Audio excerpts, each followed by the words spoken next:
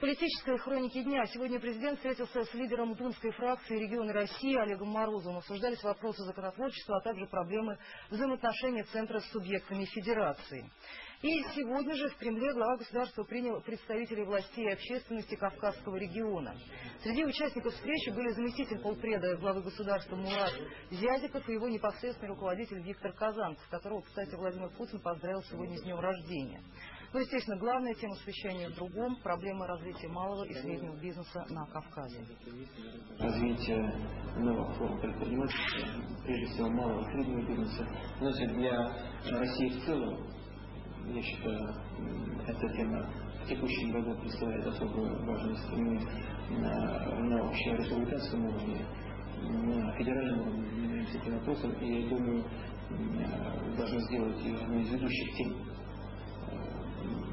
в 2002 году.